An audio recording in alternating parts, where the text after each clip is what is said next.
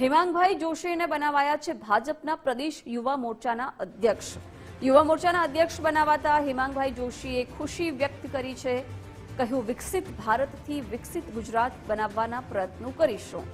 યુવાનો હવે સ્વરોજગાર તરફ વળ્યા છે। કેટલાક તત્વો સોશિયલ મીડિયામાં યુવાનોને ગેરમાર્ગે દોરી રહ્યા છે। મારા પરિવારમાં આટલો ઊંચો હોદ્દો કોઈને મળ્યો નથી। નોન પોલિટિકલ પરિવારમાંથી આવવા છતાં મને આ સન્માન અપાયું।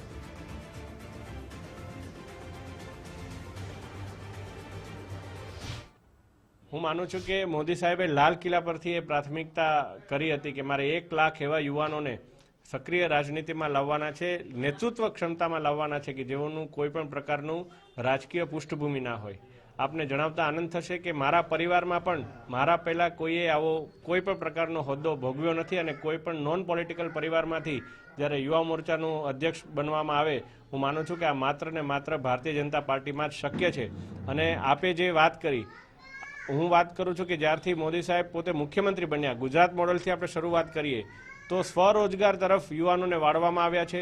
રોજગારીના બદલે હવે યુવાનો પોતા બીજાને રોજગાર આપતા થયા છે। ત્યારે વધારેમાં વધારે યુવાઓની ઉર્જાનું આપણે સારી રીતે ઉપયોગ કરીએ અને કોઈ પણ પ્રકારના યુવાનોને જ્યારે આ સોશિયલ મીડિયાના માધ્યમથી અમુક તત્વો દ્વારા જે ગેરમાર્ગે દોરવામાં આવે છે એવા તત્વોને આપણે ડામવામાં સફળ થઈએ સમગ્ર જનતાની મદદથી, એ જ અમારો પ્રયાસ રહેશે।